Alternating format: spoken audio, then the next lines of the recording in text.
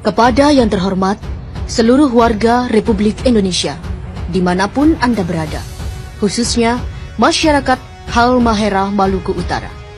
Dengan segala hormat, saya Anissa Madaniah memberitakan tentang tambang emas yang ada di Halmahera. Pemberitahuan ini sengaja saya menggunakan bahasa Indonesia dan tiada satupun kata-kata intelek agar seluruh lapisan masyarakat bisa memahami semua apa yang saya tuliskan. Perlu kalian ketahui bahwa tambang emas yang paling terbesar di seluruh Indonesia tempatnya bukan di Papua, tapi tempatnya berada di Halmahera Maluku Utara. Tambang emas itu milik negara kita. Artinya, emas itu hanya milik negara. Bukan berarti tambang itu milik pemerintah setempat atau bukan milik pribadi pemerintah pusat. Kini tambang emas itu telah diberikan oleh Luhut Binsar Panjaitan dan Jokowi kepada pengusaha asing yang berasal dari negara Cina dengan dana investasi sebesar 70 triliun 200 miliar rupiah pada tanggal 3 Juli 2017. Selama ini, alasan mereka bahwa tambang-tambang itu hanya untuk kesejahteraan rakyat, tapi kata-kata itu adalah pembodohan atau kata-kata bohong. Sudah berapa banyak tambang-tambang milik negara kita telah dibelikan oleh pemerintah kepada pihak asing. Harusnya seluruh rakyat Indonesia telah menjadi milioner, yang sekolah digaji, yang berobat ke rumah sakit pasti gratis karena setiap jiwa telah menjadi miliuner. Tapi, apa yang kita dapat dari hasil tambang-tambang itu? Justru tambang itu habis, dan uangnya bahkan tiada. Malahan, rakyat Indonesia semakin miskin saja. Para pemimpin Indonesia, semuanya orang-orang buangan. Mereka hanya tumpukan-tumpukan sampah tanpa ilmu pengetahuan, lalu mereka menjadi manifest atau pencari jabatan di negeri ini dengan jalan sogok dan suap. Manifest ini menghalalkan segala cara untuk memperoleh jabatan. Ada menggunakan sistem suap, mengelabui rakyat dengan berkampanye dan saling menjatuhkan saingan-saingannya di saat kampanye.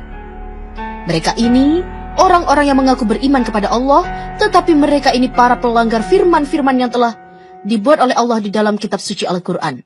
Bahkan, mereka-mereka ini tidak menguasai ilmu pengetahuan dasar dan mirisnya adalah gelar mereka dapat dari hasil membeli atau menebus di sebuah universitas.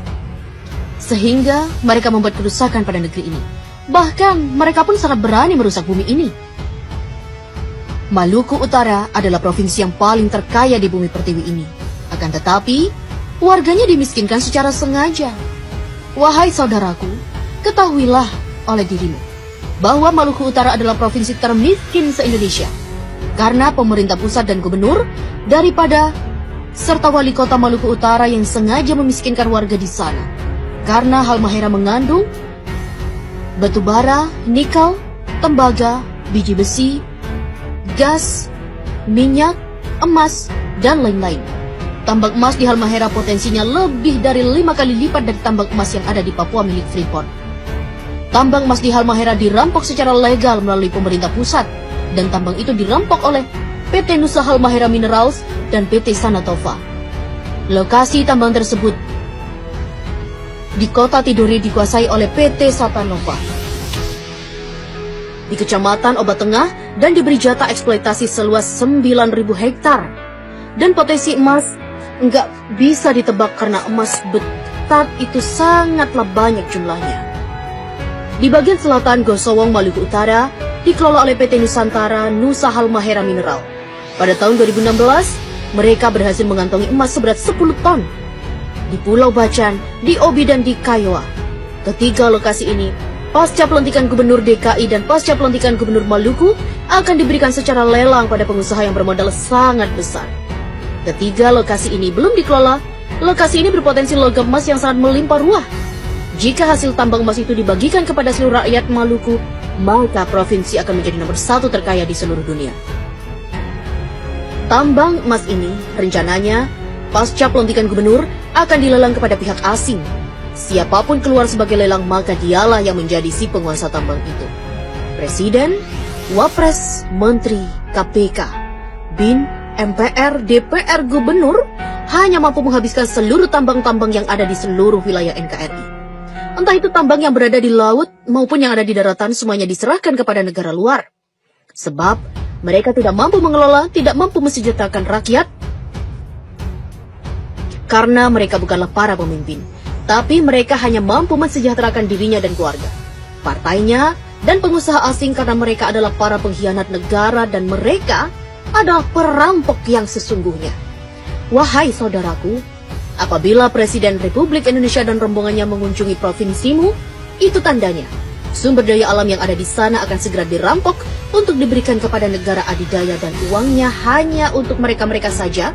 Bahkan mereka selalu berhutang pada negara lain dan bahkan mereka mencari para investor asing sebanyak-banyaknya. Hal ini bertujuan hanya mencari kekayaan pribadi mumpung mereka masih menjabat sebagai yang disebut di atas. Saya Anissa Madania, putri Indonesia yang tidak takut terpenjara dan tidak pernah takut untuk mati. Wassalam. Mohon diviralkan biar sampai ke tangan para pejabat yang amanah. Dan bahkan mereka-mereka ini tidak menguasai ilmu pengetahuan dasar dan mirisnya adalah gelar mereka dapat dari hasil membeli atau menebus di sebuah universitas. Sehingga mereka